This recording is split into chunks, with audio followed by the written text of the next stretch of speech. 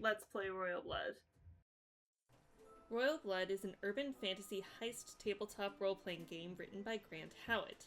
In this game, you take on the role of royals, the face cards of a tarot deck, pulling off the heist of the century to steal the power of one of the major arcana with the goal to ascend yourselves. To begin this game, choose which tarot deck you want to use. This doesn't affect the game too much, but it helps to play one that's thematically appropriate to the heist. Then, separate out the major arcana and the court cards. Each royal draws from the court cards. This will be who they play during this heist. You can also choose rather than drawing, but I prefer to let fate decide. On the sheet of paper, write silver and blood. These are your facets or abilities during play. Silver facets are of the more magical variety, pausing time, the Midas touch, creating illusions, and the like.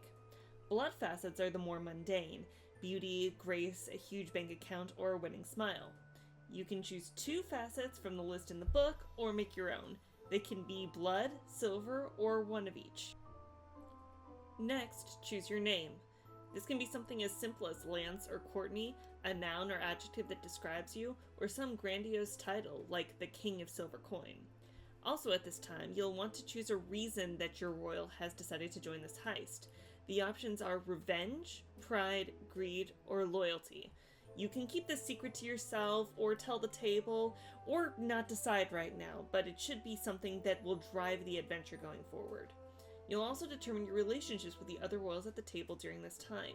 The relationship questions can be found in the book, but you should have a defined history with at least 2 other royals before character creation is finished. Now the game master, called Fate herself, determines the mark. From the deck of major arcana, she draws 1 card.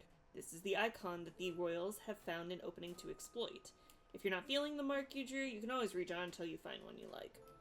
Then, each royal at the table describes one way in which the mark has wronged them, why it is that this is the arcane they look to usurp. Describe the mark to the royals and the prize, the manifestation of their power that the royals are gunning for. In this game, the mark is the Empress, a sleeping wolf the size of a mountain, and the prize is her tongue. Then draw 5 more cards from the major arcana deck. These form the box, the obstacles that stand between the royals and their prize. For this game, we have Judgment, the Chariot, the Wheel of Fortune, the Fool, and the Tower. Fate herself describes what each of these represents. Then all minor arcana cards, including the royals cards, are shuffled together into a deck. Finally, deal 1 of the major arcana cards to each player face down. These are their twists, and can be played later to get the royals out of trouble, but are kept a secret from everyone, including the royal holding it, until that point. Then she gives each royal 3 silver coins, though the ways of the arcane are strange, so these coins may look like ordinary quarters, or bottle caps, or poker chips, or any kind of counter. I've used hard candy before myself. Fate herself then points to each icon and asks which royals are contributing to scouting it, and how. Or, if they have a previous history with this obstacle, this can be handled in a flashback.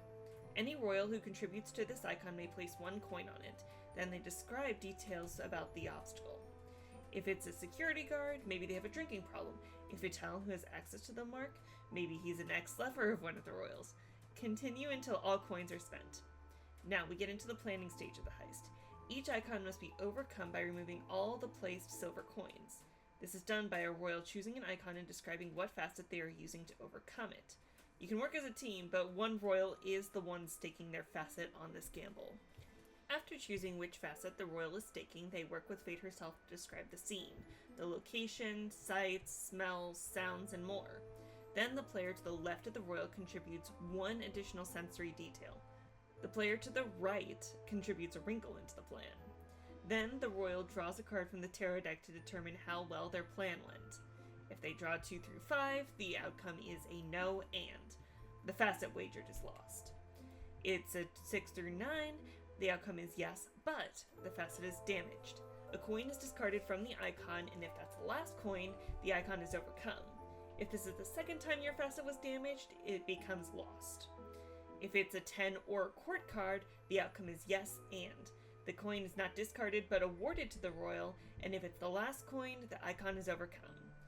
If it's the ace, and there's only 1 coin left on the icon, not only is it overcome, but the icon is subverted and given to the royal as an additional facet that they can stake against future obstacles.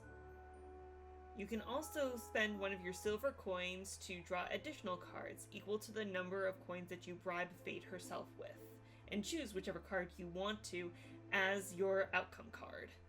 There's no guidance on whether these are supposed to be scenes where you continuously draw cards to remove coins over the scene, or if you're supposed to be going back to the icon with a new scene each time you try to remove a coin, but the former is faster in the way I run this game.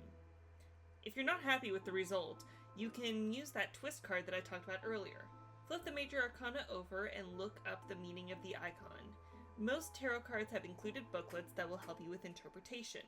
Then, declare how it gets you out of trouble. Draw 2 additional cards, and the highest one resolves the challenge. Your twist card is then discarded. Once you've lost both of your facets, your royal inverts. The drive that brought them to the heist, revenge, greed, pride, comes out in full force. A desperate frenzy occurs as you are now only out for yourself. You draw 2 cards instead of 1 anytime you look to overcome a challenge, but the only facet you have left to wager is yourself. If you fail, that's it. You are lost to madness, death, disenchantment, or even succumb to the promise of a quiet life and a happy ending. You can choose to meet your destiny early and voluntarily discard your facets, but I only recommend that if it's truly become desperate. After you are lost, you can continue to play as Fate herself's helper, wearing many masks across the city and assisting her in the story you are weaving together. Before all the icons have been overcome, Fate herself intervenes. The mark confronts the royals with 1 silver coin per player on her card. At this point in the story, the mark can't be defeated, only outwitted. Outcomes are played as normal, with the exception that the arcane cannot be taken as a facet on an ace pull. After the last coin is taken off the mark, it inverts, and its darker side is revealed. After all the icons are defeated or subverted, the finale begins. 1 coin per royal is placed on the arcane, and the final challenge starts. This doesn't have to be a battle with the arcane. It could be a poetry contest, video game tournament, or a ballroom dance, but whatever it is, this is it. When the final coin is removed, there is 1 final challenge to overcome, as the arcane pulls out its last desperate trick. If the royals survive this, they win, and ascend to take the place of the mark in the major arcana. The players should discuss together what their new card is and what its meaning would be. Royal Blood is an urban fantasy game, but that's not all it's designed to be. In the back of the book are a bunch of different settings that you should absolutely try with your own table. But even if you don't want to play Gods of the Old World or a Coven of Witches, Royal Blood is a game that should grace your gaming table at least once.